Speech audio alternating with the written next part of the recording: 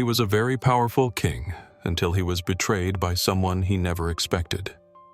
He thought it was the end, but he was reborn in a world where magic exists. Now he is a baby planning to use all his knowledge to reach the top. Our protagonist, a man named Gray, never believed in that silly myth that when a person has a near-death experience, they see a light at the end of the tunnel until he went through it himself. He was observing the city from above like any other day. After all, he was a king. But for some strange reason, he was very tired and went to sleep only to never wake up again. Someone had assassinated him. He had no idea who it could be. It could have been anyone. The truth is, he had many enemies. But that didn't matter now. He was living that famous light at the end of the tunnel in real life.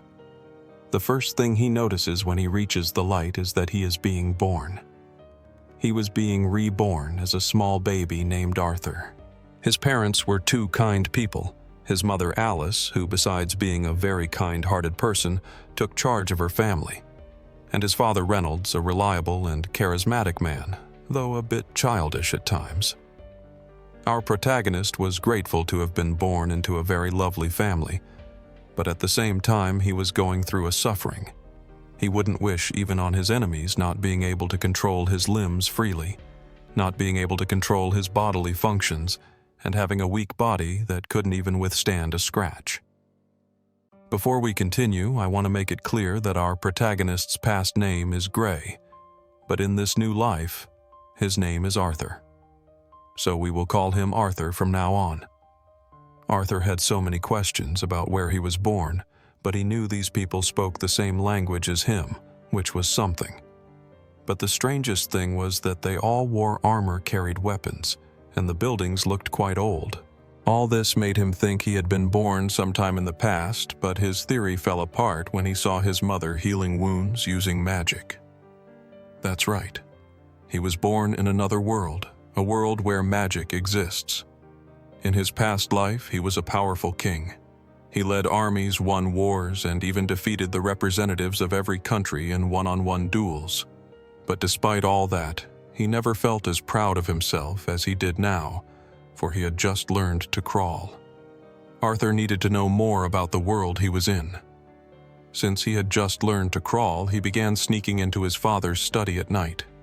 He was on a continent called Dicathen, which is made up of 3 great kingdoms, Elenoir ruled by elves and located deep in the forest, Darv ruled by dwarves and located underground, and Sepen, the kingdom of humans and the most populous of the 3. Furthermore, this world has a monarchical system, but in this world you don't become a king the same way as in Arthur's world. Here, the position is inherited. Arthur also discovers that this world is technologically very underdeveloped, but this is due to magic. In his past world, there was an internal force called Ki, which after much training could be used to strengthen the body and weapons.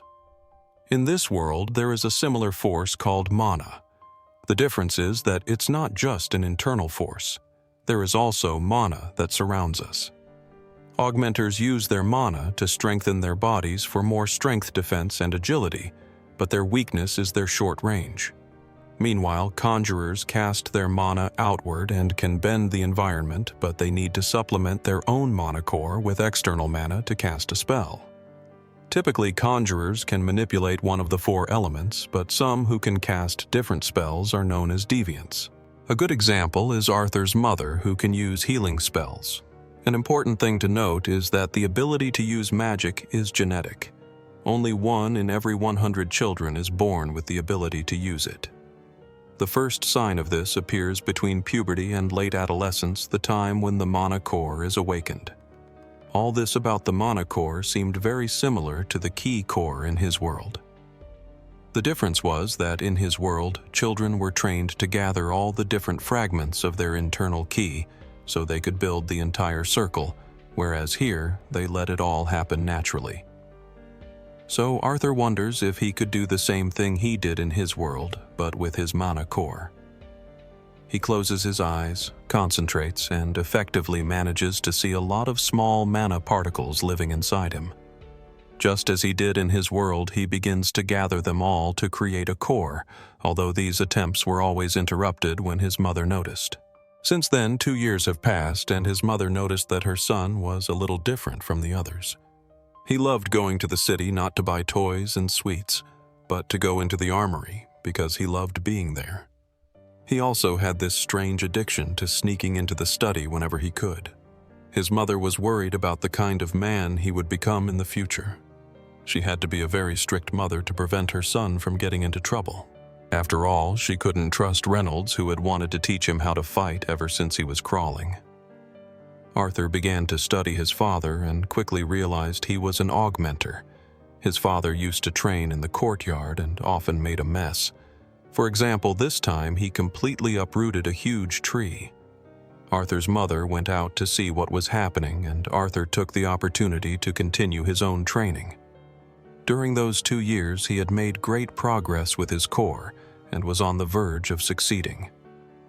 Arthur now understood why it usually took until adolescence to form a core. The mana particles gathered very slowly. But Arthur forced the process and managed to do it in just 2 years. The entire house exploded into pieces. Reynolds quickly protected his wife, but all she could think about was her son. Arthur is still inside. Reynolds ran as fast as possible, but after clearing through all the debris, he couldn't believe what he saw. Alice, worried, came closer to see what was happening. She was also stunned when she saw that her 2-year-old son had awakened his mana core. Arthur felt great. His body was no longer weak as it had been before until he realized that his entire house had been destroyed. His father taught him the fundamentals of magic and also gave him physical training, although it was difficult due to his small body. At the age of 3, his father gave him a wooden sword and began training him in physical combat. He had to train every day and couldn't do what he wanted until he finished his sessions. And what he wanted to do wasn't play video games or read manga, but to continue his studies. The level of strength in this world is measured by the color of the mana core. It starts at black due to blood and other impurities mixed in when the core is first formed. But as the impurities are filtered out, the core becomes purer. The order is as follows: black, red, orange, yellow, silver, and the strongest of all white.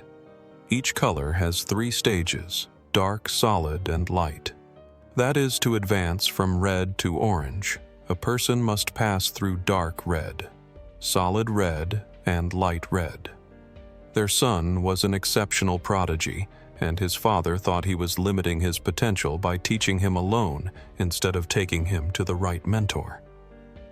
So he told his wife it was time to send him to the great city of Zyrus. Alice completely disagreed, as her son was only 4 years old, and she had no plans to send him alone to another city. It wasn't until Arthur gave them an idea to move there together. They wondered why they hadn't thought of it before. Now, everything was settled. They decided to leave the next day, as their old friends, the Twin Horns, would also be traveling to Zyrus. Finally, Arthur could leave that small, quiet town.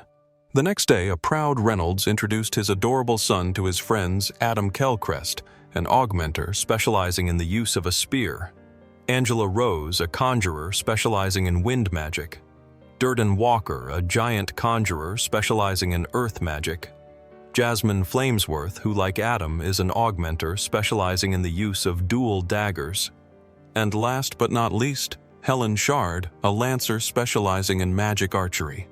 The road to the city of Zyrus is long and dangerous, so it is wise to travel with company. At night, the group protected themselves from wild animals while also hunting for food.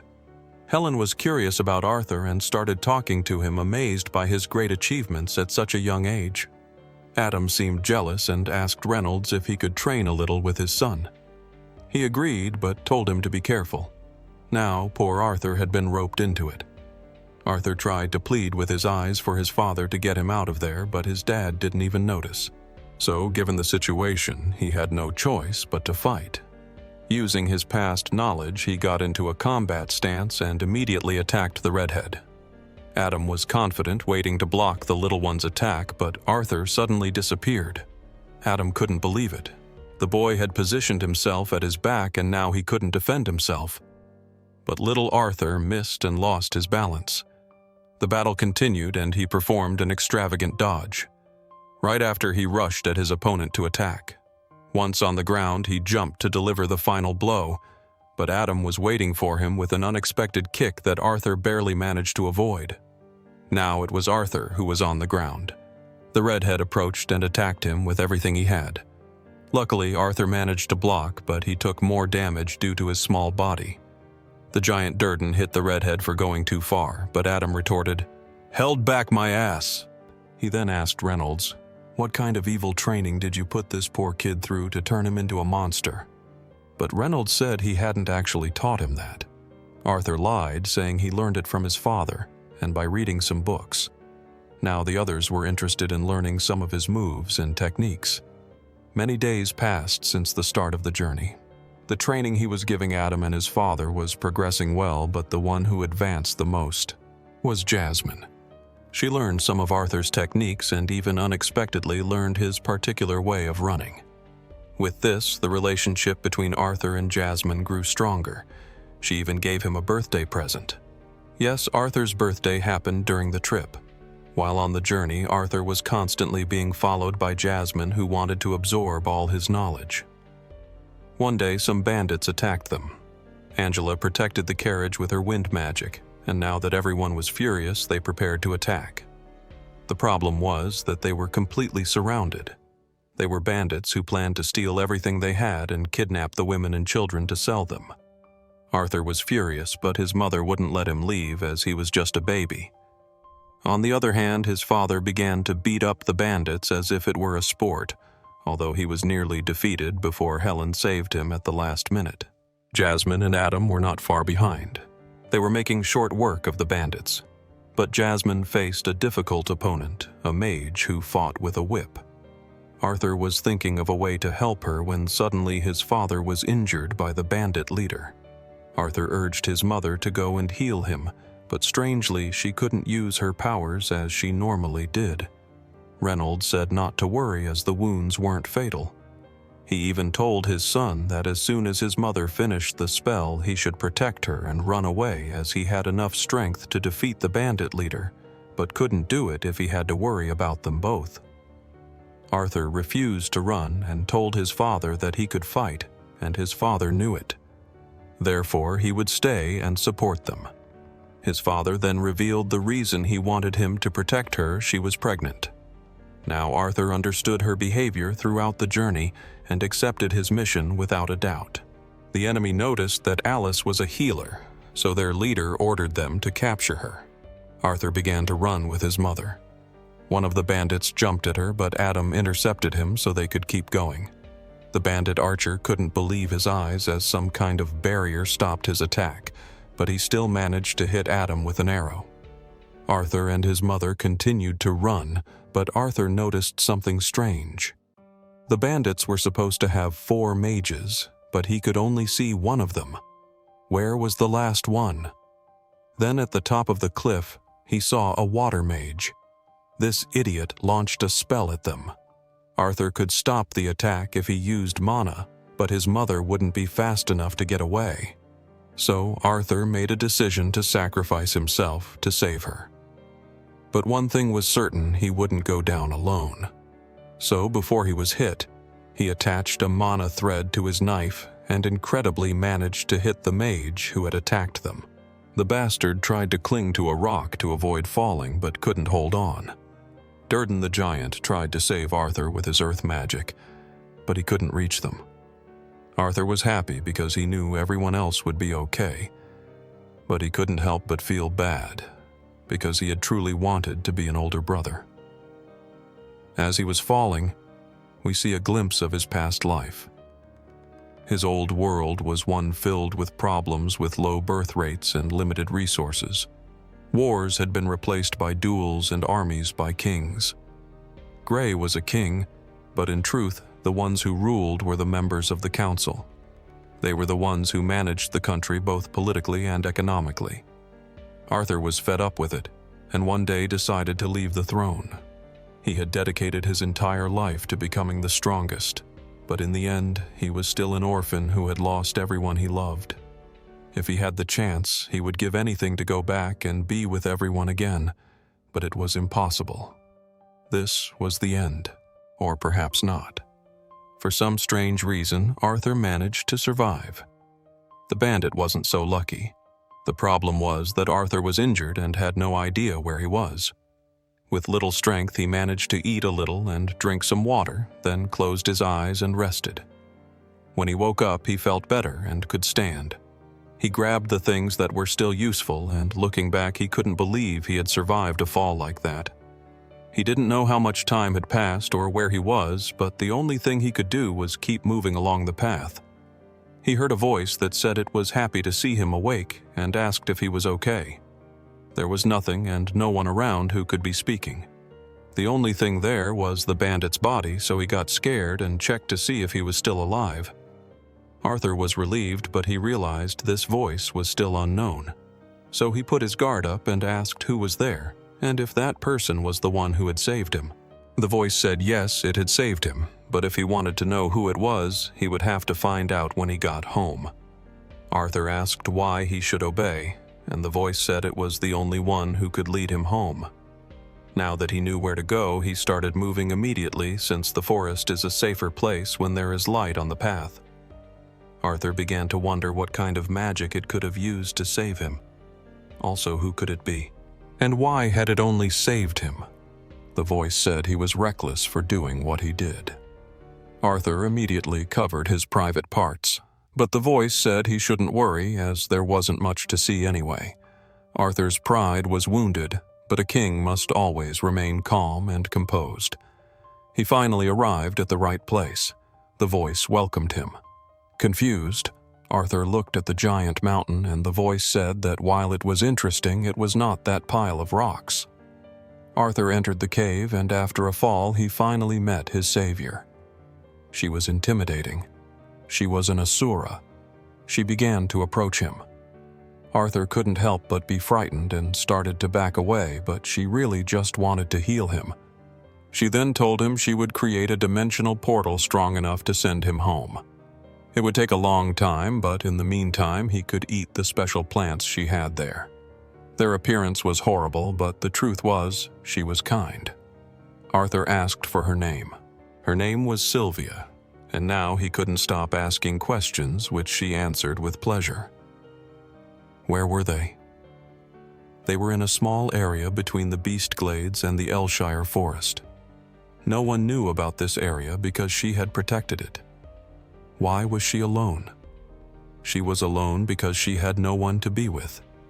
She had many enemies looking for her, and in her last fight they had gravely wounded her while she escaped. Finally, she answered why she saved him. To be honest, she didn't even know.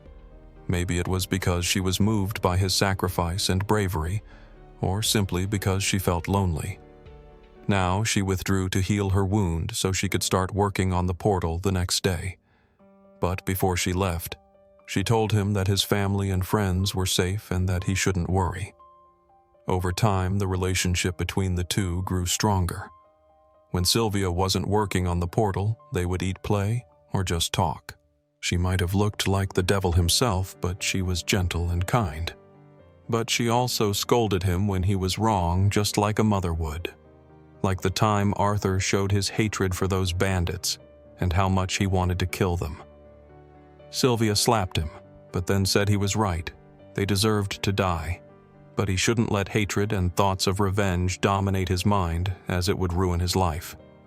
The hours turned into days, and the days turned into weeks. Sylvia's wound seemed to worsen over time, but she told him not to worry, that it was normal for her wound to get infected, but it was no cause for concern. A proud Arthur said that he was a genius, and Sylvia mentioned he might be able to learn this, which was about absorbing mana while moving. Even though he was very good at fighting, Arthur couldn't understand how it was possible. Sylvia explained that humans' way of thinking is very flat when it comes to mana, and this was something very basic for beasts. They learn it naturally, but since humans take a long time to awaken it, they can't comprehend it well. But that wasn't the case for Arthur, and he might be able to do it. Excited, he began to practice, but it was harder than he thought. Over time, however, he finally managed to do it. The problem was that when he went to tell Sylvia, she collapsed on the floor in a pool of blood. Arthur immediately rushed to help her, unable to understand why her wound had worsened so much. Then he looked at the portal and saw that it was finished, and he understood she had been sacrificing her life force to create the portal. Sylvia told him to calm down, not to cry anymore. They had little time left together, and there was no reason to waste it blaming himself. But Arthur asked how he could not. She was dying just to help him. She said that in fact, he was doing her a favor. Now she could leave that cave faster, and Sylvia showed her true form. She was a dragon. Arthur was speechless.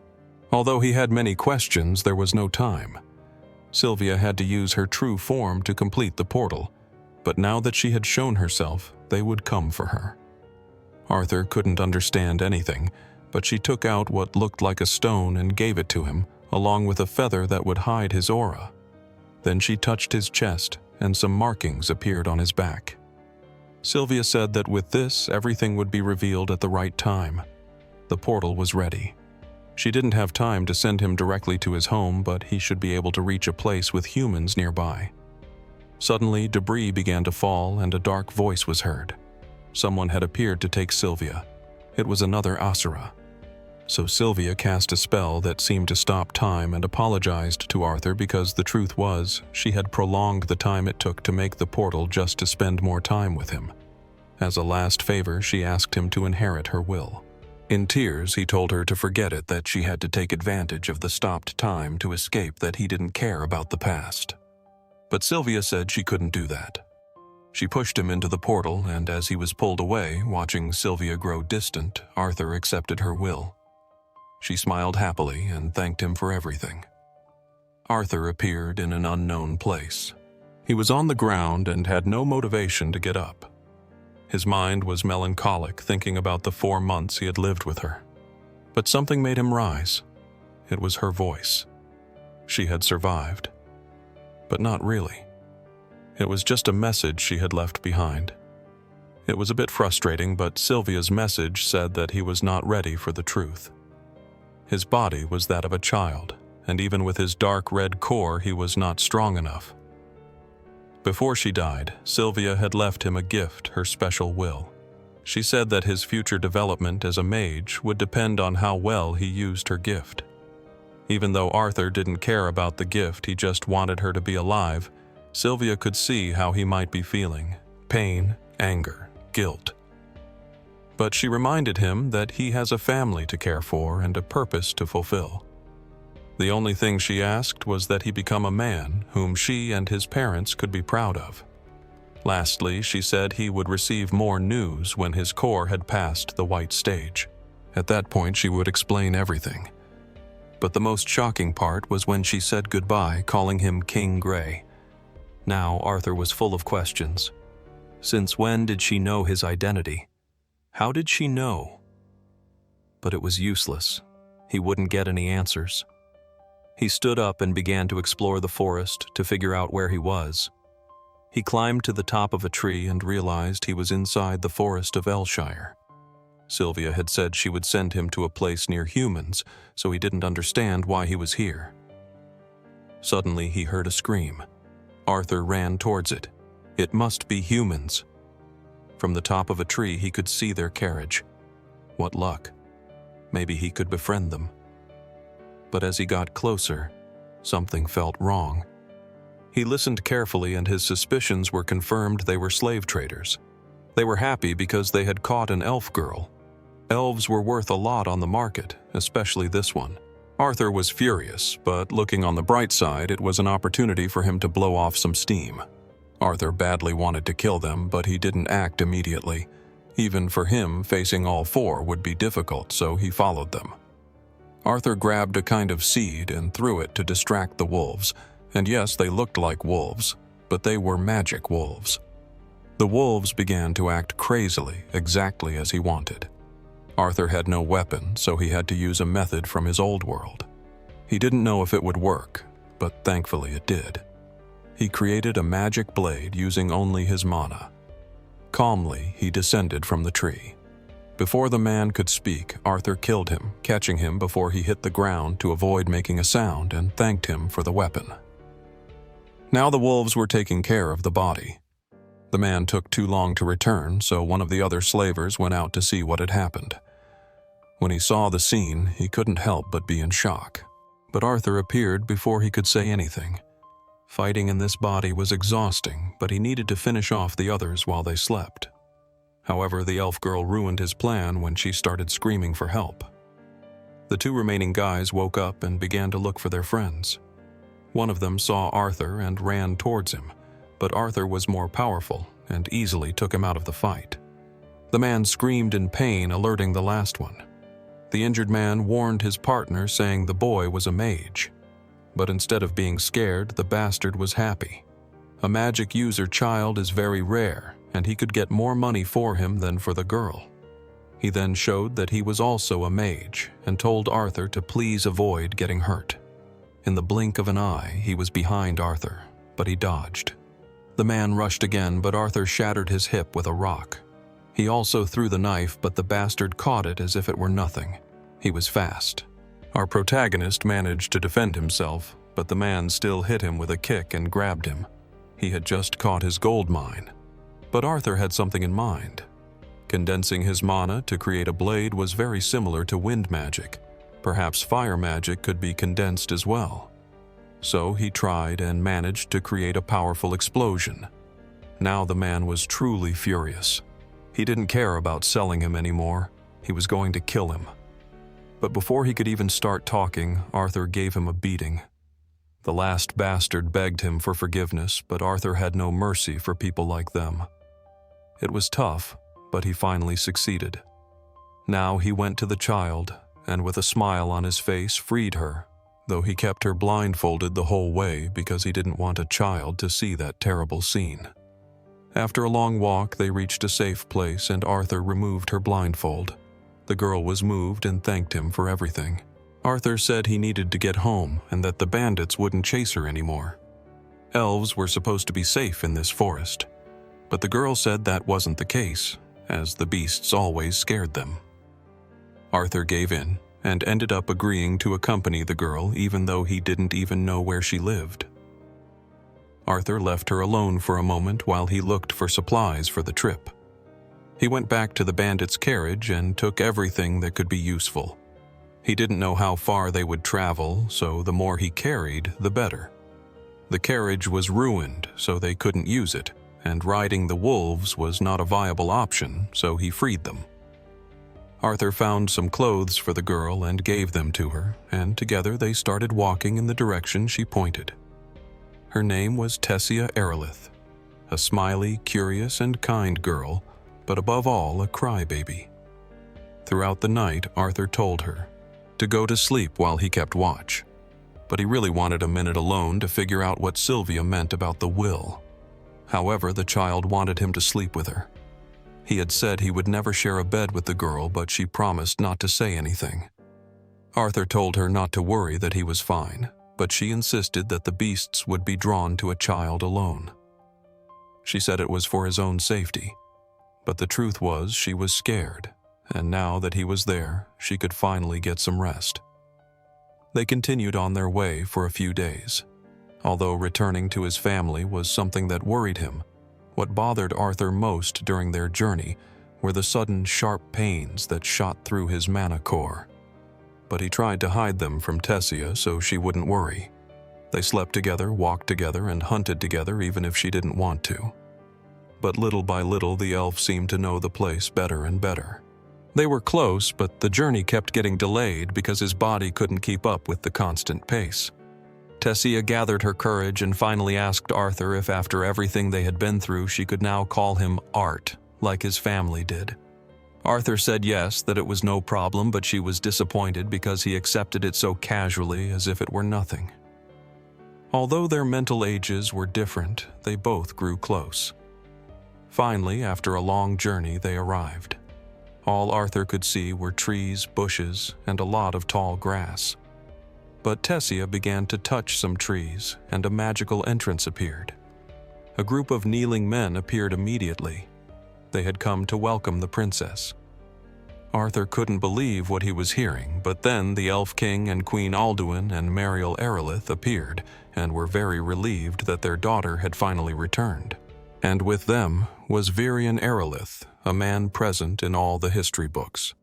The former king of Elenoir who led the last war against the humans of the Sapine kingdom. Arthur gave Tessia a little push and was happy about this moving reunion. The king thanked him for helping them and invited him to a banquet as a sign of gratitude. His words were kind, but his eyes showed it was an order, not an offer. Arthur accepted. Everyone was surprised when Tessia held his hand and with a big smile said she had many things to show him. When he learned she was a princess, he thought she would live in a big castle, but the truth was much more than he had imagined. The queen asked her servants to make their guest comfortable, but Arthur refused. First of all, he wanted to explain what had happened so they would take him seriously and not just as a child. He introduced himself politely and then began to explain everything. Even though he didn't tell the whole truth, he wouldn't tell them a dragon had brought him there. He told them he was with his family, and they had to separate because of some bandits. The king was furious when he learned that some slave traders were to blame for everything. "It was some miserable humans I should have known," he said. But Arthur replied that trafficking is a way of life, not an entire race. The soldiers prepared their weapons, but the old King Frieren stopped them. Now he asked how it was possible that a child had managed to rescue her. Did he negotiate with them? Did he beg for mercy? But Arthur said no.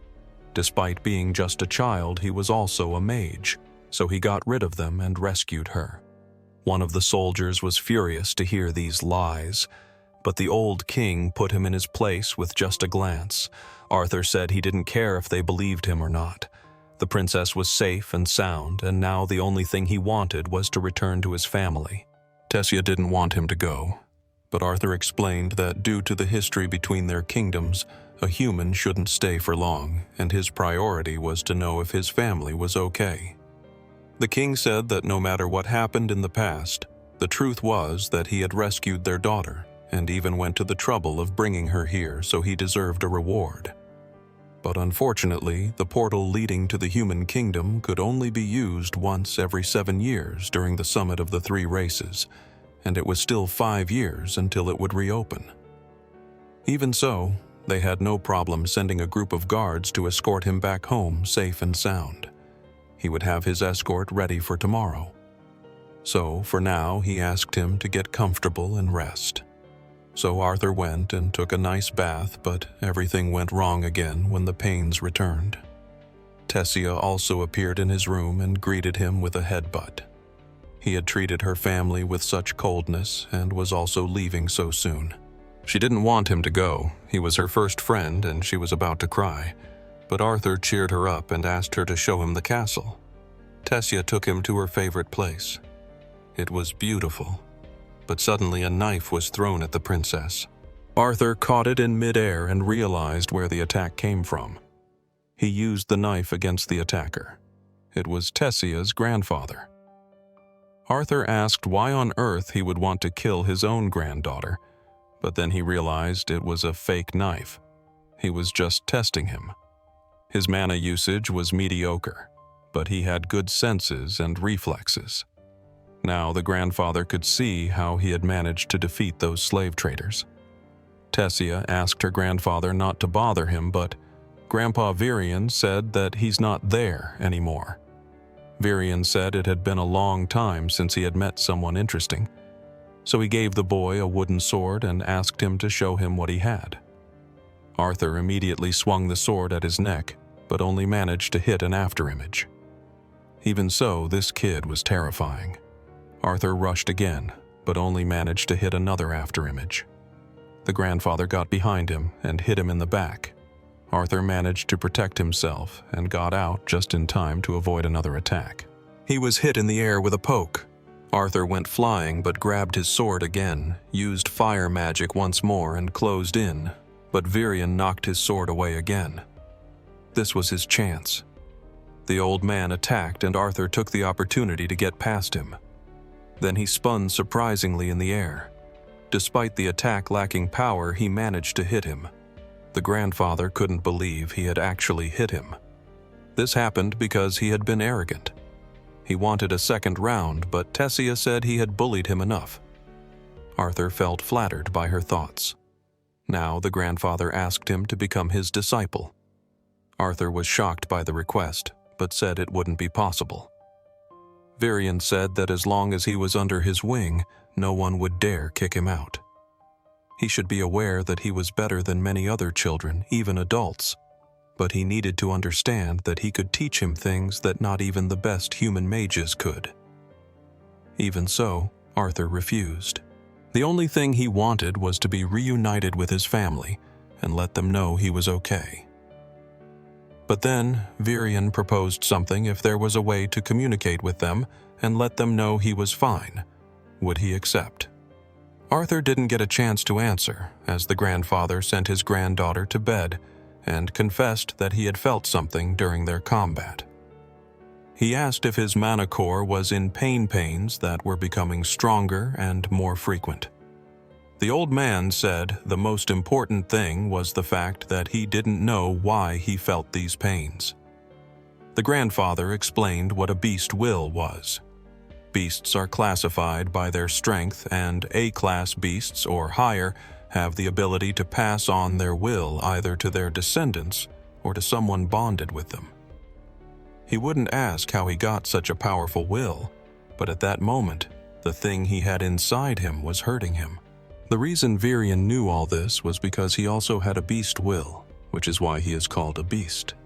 Tamer, a title obtained when you finally conquer the beast within you. The next day, he was woken up early by Tessia, who was very excited because her grandfather had told her he would be staying, though it all depended on what happened today. King Alduin told the grandfather that it wasn't a good idea that keeping a human in their kingdom as a disciple would not be well received.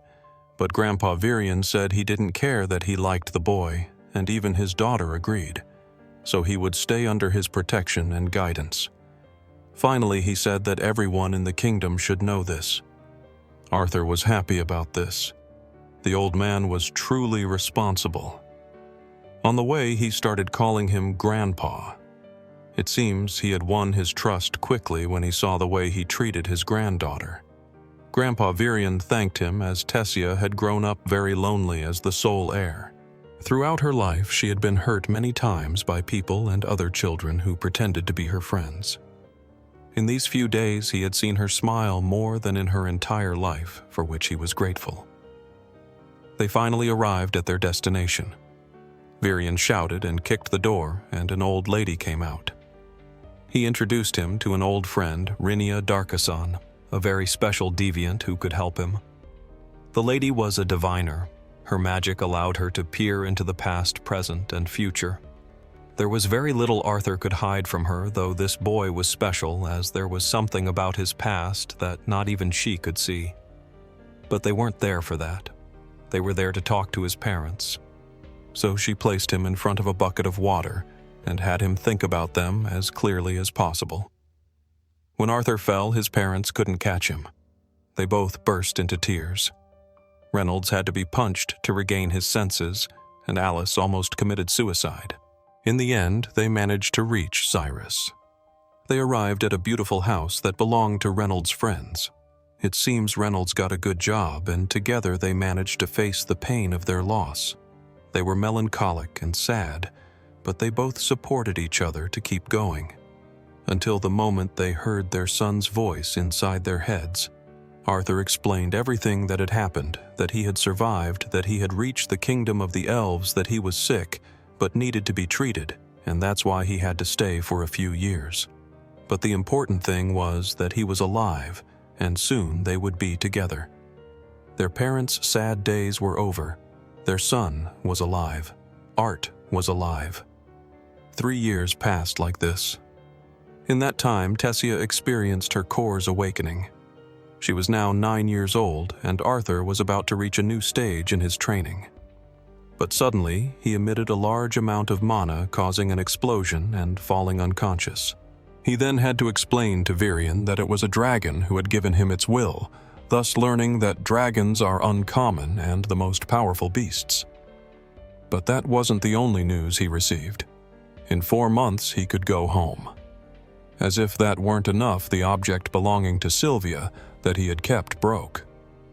Carefully, Arthur approached to see what had happened. Suddenly, a small eye was seen through a crack in the egg. Arthur never imagined it was an egg. After it broke completely, a small, dark dragon came out and bit Arthur. But instead of a bite mark, a small symbol appeared. Suddenly, he began to hear a voice inside his head. It was the little dragon. Still confused about what was happening, he decided to name her Sylvie in memory of her mother. Arthur fell into a deep sleep. Suddenly, a scream woke him up. It was Tessia. As they were about to continue their training, old Frieren was startled. He then told him that beings like Sylvie only hatch in front of their family members, and warned him that when he returned home, he must keep her safe. Then they proceeded to the final stage of his training.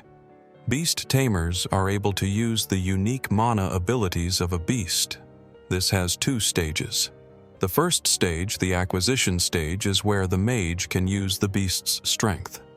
But the second stage, the integration stage, is where the mage is able to use the beast's true ability. Frieren, after years of training, had been able to unlock the second stage of his Shadow Panther will. In this way, he began to give him a demonstration of his power, showing incredible speed while completely concealing his presence and demonstrating a brutal bloodlust. Days passed like this. With Virien's help, he managed to reach the first stage. He also taught him how to hide the presence of his beast will from other mages. In this way, the days passed, enjoying his last days in Elenoir until the day of his departure arrived. Tessia couldn't hide her tears, and he received a special gift from the former king. In this way, along with a small group of elves, they arrived at the floating city of Zyrus. Arthur stood before a large door. For 3 long years, he had lived many adventures, and he had companions he never imagined finding. Finally, he would be able to see his parents again. When they opened the door, a maid greeted him. Behind her, a woman approached him. It was his mother. Suddenly, his father appeared from behind, and they all melted into a big hug. He then told them about everything he had experienced. He gave them a vague explanation of how he survived the fall and the reason he had to stay in Elenoir, all without mentioning the great dragon and telling them that the little animal he had by his side was a simple mana beast. Feeling a little bad about it, he then greeted the little girl, Eleanor, his sister. Time may pass, but people don't change. His father boasted in front of him that he was reaching a new stage in his mana core, but he was stunned when Arthur told him that he was very close to reaching it too. So he challenged him to a duel to see how much he had advanced. At that moment, the owners of the house, who were his parents' friends, also arrived, Vincent and Tabitha Helstea. With them was their daughter Lelia. Everyone went to the garden. There both prepared. The first few attacks were made to test each other without using magic, although his father admitted that he had caught him by surprise. But from now on, he would take it seriously. His father, who hadn't had good training, took years to get where he was now, and was finally able to turn his mana into fire, thus developing explosive fists. On the other hand, Arthur had many advantages from the moment he was born into this new world. This culminated in his total control of all 4 elements, mastering some even to the deviant level. Art used lightning magic and began to attack at an incredible speed impossible for his father to match. Both landed a blow that generated an explosion, but his father managed to reach him. But just as it all began, it ended immediately. And as expected, everyone was astonished by the abilities of the 8-year-old boy. Vincent was still in disbelief at what he had just seen, but he tried to persuade Reynolds to enroll Arthur in the Zyrus Academy. He would love to pay for his studies. However, Arthur, in a serious manner, asked them to let him more time with his family before deciding if he wanted to go. The next day, they went out shopping. On the way, he discovered that the Helstea family owned the most important auction house in the city, and that his father had become the head of security. He also received a small allowance. However, not everything was peace and tranquility. There were eyes watching. Only the most talented mages could attend the Zyrus Academy. Great scholars, royal leaders, and military commanders graduated from this institution. It was incomparable to any other magic academy on the continent, and Director Cynthia Goodsky was at its head. Thanks to Vincent's connections with the academy, he persuaded the director to evaluate Arthur personally without mentioning his abilities to her. So they went to the garden of the house where they began the test. When he was training with Frieren, the martial arts from his previous world manifested as elements in this new one. They just had to adapt a little. Arthur launched some crazy attacks at Goodsky, but she used wind magic to return his attacks. Then Arthur moved towards her using wind magic, but when he thought he had broken through her defense, he was violently thrown back. When he stopped and began another attack, Goodsky created some small tornadoes. She was impressed when she saw Arthur pass through all of them. But the test wasn't over. After a warning, she activated sound magic to knock him unconscious. But it didn't work, and she considered the test complete. But the surprises weren't over for Goodsky. Upon realizing that Arthur had an affinity for all 4 elements, she lost her balance a little and said that he could be the strongest mage of the future. But something was bothering Arthur, and she noticed. So she created a small field where no one could enter and no sound could escape. Arthur told her he had shown her his abilities because he wanted something from her. He wanted her to protect his family until he had the power to do so himself. Goodsky was a bit impressed, as not even the king himself would be able to make a deal with her. But the time for that had not yet come. First, Arthur wanted to become an adventurer. Although his mother disagreed and his father tried to side with her, everything he said was in vain. Arthur tried to persuade them by saying he could go with a companion. After emotions calmed down, Reynolds told him that in 2 months the twin horns would come to visit and he could start his journey with one of them. Later that day, Arthur went to Vincent's office.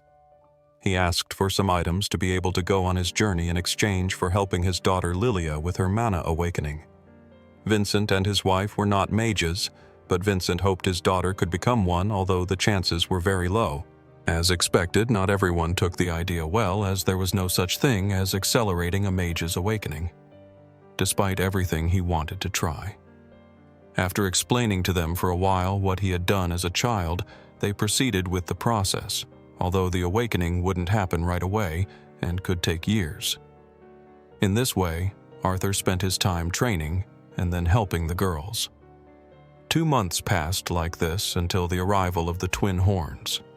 They all felt remorse for not being able to do anything to prevent him from falling and thought he was dead. But now everyone was ready, as something important was about to happen: the anniversary of the Helstia auction house, where very valuable items would be featured.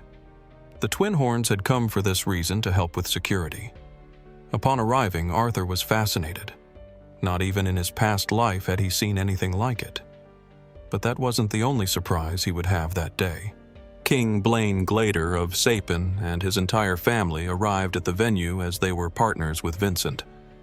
The king was interested in Sylvie, but he wasn't the only one. A mage accompanying the king excitedly asked Arthur to teach him more about the little mana beast he had, but the king stopped him. The grand auction began. Valuable items of great power were seen, even some A-class mana cores. The king himself bid on some items. Vincent told Arthur that if anything interested him, he could ask for it.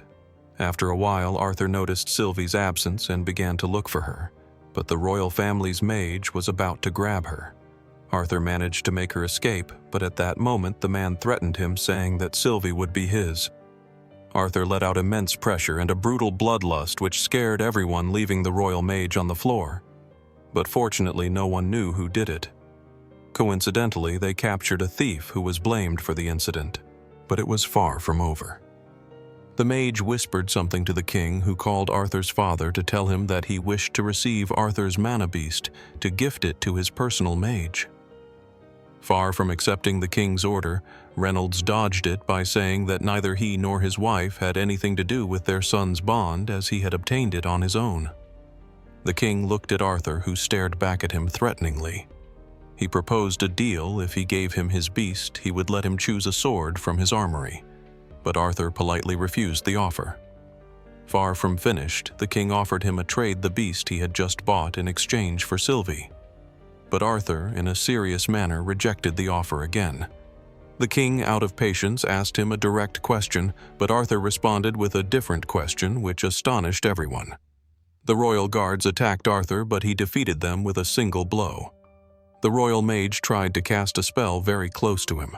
Arthur activated a technique that allowed him to separate from the flow of time and entered the first phase of his beast will. With a murderous and threatening look, he launched an attack that broke one of his legs. The mage tried to ask for help, but no one could hear him. But it was all over too quickly. The king, who had managed to see Arthur's first attack, was in disbelief. Then Lilia's screams filled the scene. Everyone was in shock when they saw the state of the royal mage while Arthur was on the floor. 8 hours passed until he woke up. A representative of the king was waiting for him. He offered him some gold coins so they would forget what had happened. He then received an explanation. The king's own soldiers had botched the mage's attack, which caused his leg to break. In this way, the incident never happened. The next day, they decided who would accompany Arthur on his adventurer journey. It would be Jasmine. Only one thing remained to be done: find a suitable sword for him. So they headed back to the auction house where the Hellstees were waiting for him. After spending hours looking for something suitable, his hopes were lost. But Sylvie found something, a sword that was impossible for her to unsheath. She tried all kinds of magic, but it was impossible. Suddenly, she had an idea. She entered the first phase of her beast will and finally unsheathed the sword. The next day was Arthur's birthday. There was time for laughter and tears. They had fun, and this would be the last party for a long time. When he became king in his past life, he was alone. He lost his family and had to fight alone in that world. But now he had a family and needed to get stronger for them to be able to protect them. He then received some gifts that would be of great use to him in the future, until the day of his departure arrived. It was hard for everyone to let him go. He had spent 3 months with them, and it didn't make up for the 3 years he was away. But despite everything, they wished him luck on his new adventure. Together with Jasmine, they arrived at the Adventurers Guild, and she sponsored him so that he only had to take the final test. Once inside, they met with the head of the institution, but for some reason his presence bothered Jasmine even more so when he mentioned her family. Arthur introduced himself as Note, as this was his new adventure, and he didn't want them to know his true identity. In the testing area, the examiners determined the ranks of the new adventurers through short duels. Here, 2 companions caught Arthur's attention. Elijah, who didn't have to take the test and was ranked as a B-class adventurer, and Lucas, who had an arrogant attitude. Even after finishing the test, he tried to attack the examiner, but was stopped, being placed in B class. Now it was Arthur's turn. But as they were about to begin, they were stopped by Caspian, who was an A-class adventurer. He would examine Arthur personally. Caspian wasn't showing any openings or pressure of bloodlust. For some reason, Arthur was excited. They started with some very fast attacks. Soon Arthur realized he was at a disadvantage. In his first real fight with only swords, he was much smaller than when he first fought in his previous world, and his muscles weren't sufficiently developed to fight a veteran with his mana-reinforced body. Caspian decided to get serious. He activated his wind magic and began to fire wind bullets. Arthur felt his body telling him to run, but after getting used to the attacks, he decided to approach and counterattack with fire magic. The battle became more intense with each moment and ceased to be a test. Soon, Caspian began to feel nervous and started to intensify his attacks. He created a gust of wind, increasing the speed of his bullets. But Arthur didn't fall behind. When Caspian thought he was going to lose, he released a lot of mana and wind blasts. But as Arthur was preparing to use his other abilities, Caspian decided to stop.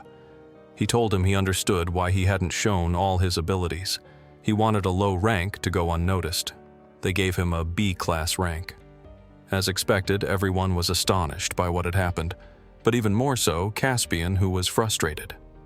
But the most astonished were the examiners who didn't know why there were so many adventurers with high ranks. Caspian then revealed that the king had lifted the ban that prevented dwarves and elves from becoming adventurers, and the reason was that the continent was entering a new era.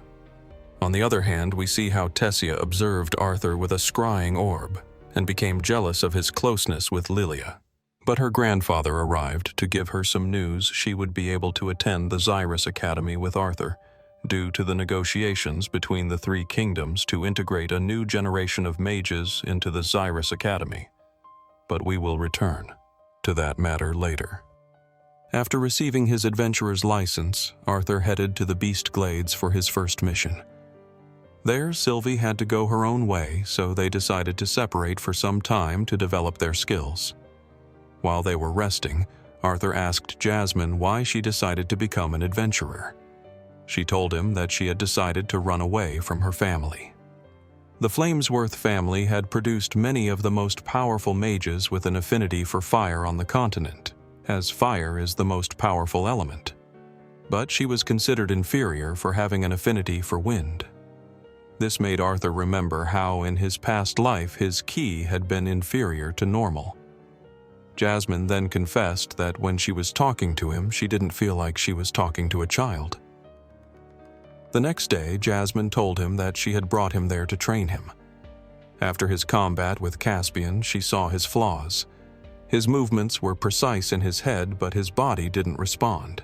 Since arriving in this new world, Arthur had realized that his body didn't react to his sword skills, his greatest virtue, and this was because his body was too small. While fighting with Jasmine, he confirmed his flaws. Since discovering magic, he had relied too much on it, neglecting his sword skills. Therefore, he stopped using magic for 2 years to regain his swordsman level. 2 years later, there were rumors among adventurers about a small swordsman who had cleared a dungeon by himself and had risen to the A class of adventurers using only his sword. But for others, it was hard to believe. All those stories were false to them. Suddenly, the door of the bar opened and Arthur entered. A large adventurer approached him to challenge him, but he simply ignored him. Suddenly, he attacked him from behind, but Arthur was untouched. Thinking he had missed, he launched a series of attacks, but none hit him. Then a cry of despair was heard. Arthur had cut off his fingers and applied pressure to the spot, filling everyone present with fear. He then left, reinforcing the rumors about the masked swordsman. 2 years had passed since Arthur began his adventurer phase. During this time, he spent time in many dungeons and honed his sword skills. Lilia also had her mana awakening. He returned home regularly, but was about to leave for his last mission before starting his classes at Zyrus Academy. He joined a group of adventurers where we see some familiar faces. Arthur was not at all happy to see Lucas again, but was a little happy to see Elijah. They were all led by Brauld, an A-class adventurer. They entered the dungeon. Inside, they walked for a few minutes without finding any beasts, but a sound made them look up. They were attacked by bat-like creatures.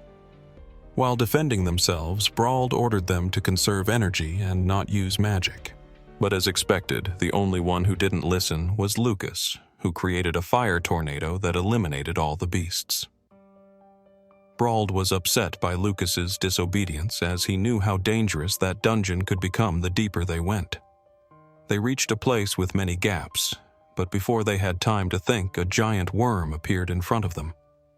Creole created a water barrier, but the beast disappeared in an instant. Oliver, a mage with them, wanted to go on alone to impress one of the girls, but Arthur noticed something. He quickly ordered Lucas to create a fire barrier, but as he was about to save Oliver, a large explosion completely engulfed him. With no time to mourn their loss, they decided to move on quickly, but the enormous beast appeared again. They all attacked together, but as they were about to kill it, the beast fled. However, it wasn't over yet. The ground shook and a large eruption filled the whole place with fire. Some managed to protect themselves, but everyone came out unscathed, or so they thought. Brauld had lost an arm.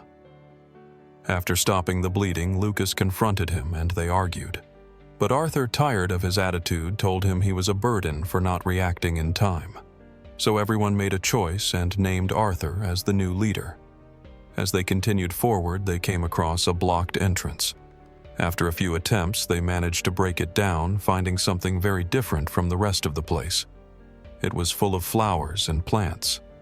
Arthur was very uneasy and felt that there was something wrong with this place. As expected, Jasmine began to have visions, and Creole ran off shouting his deceased wife's name. They created a barrier, and then Arthur ordered an attack to dispel the mist, revealing a completely different environment. Lucas launched an attack to burn everything, but the plants were untouched.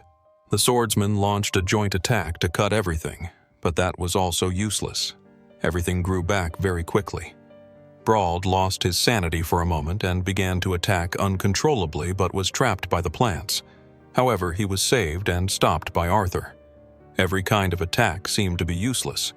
Arthur turned to the group to give new orders, but they all stood horrified before an enormous beast that could not be compared to the previous one. Everyone was in shock. The beast in front of them was an Elderwood Guardian, an S-class mana beast. It had Creole inside it. This made Reginald lose control, creating stone armor for himself. He launched himself in a suicide attack, managing to cut off one of the beast's arms. But instead of improving things, everything got worse. The beast began to attack everyone. Reginald was captured, and as they were trying to take stock and flee, Arthur received a direct attack from Lucas, who was willing to do whatever it took to save himself. Jasmine went to help him, but was also attacked. His plan was to make the beast attack them so they could escape, and he succeeded. The beast was about to attack Elijah, but he was saved by Brauld, who again, in a fit of madness and fear, ran alone to attack the huge being. Any damage he inflicted on the beast was healed in an instant. Now the beast was even more furious. Arthur wondered if it would be a good idea to use his secret weapon, but in his current state it could lead to his death. With no other option, he decided to enter the second phase of his beast will integration. Yellow marks appeared on his body, and his hair turned white. With a strength that intimidated the beast itself, Arthur began to attack it. In this state, Arthur could use all the mana from his environment, and each of his attacks caused great damage to the mana beast. The battle became wilder, but it was time to put an end to it. Arthur froze the beast with his left hand, and with his right hand created some black beams that completely destroyed the beast. But he had to pay a high price. He was half dead, having lost a lot of blood. Without strength, he fell unconscious. When he woke up, Sylvie had already saved him, and Jasmine was by his side, also unconscious. The damage both had suffered was evident. A day had passed since that incident. With the little strength he had to speak, he asked her to break some crystals in his glove, which contained his mother's healing magic.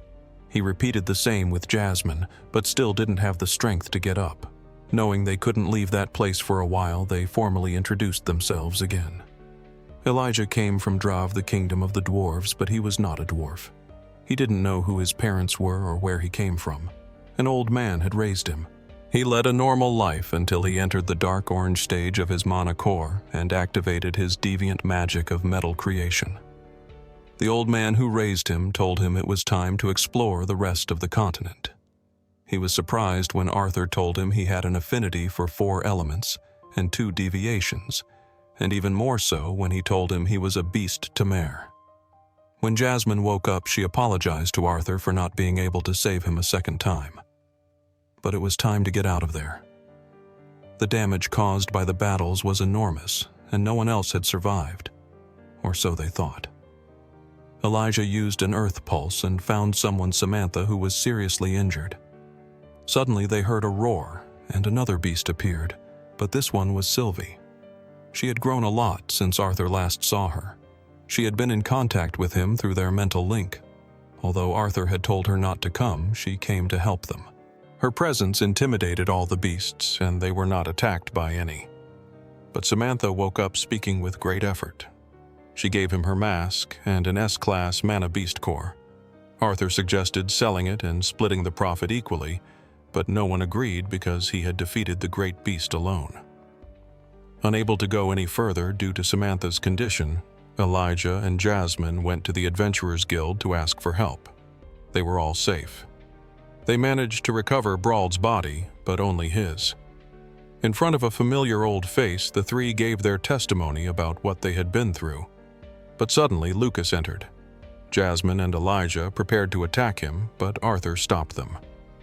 Taking advantage of the situation, Lucas tried to blame Arthur for everything, but Arthur threw his sword at him, cutting his ear. Suddenly, the pressure increased. Arthur moved towards him to finish him off. Lucas's guards went on the attack, but were quickly defeated one by one.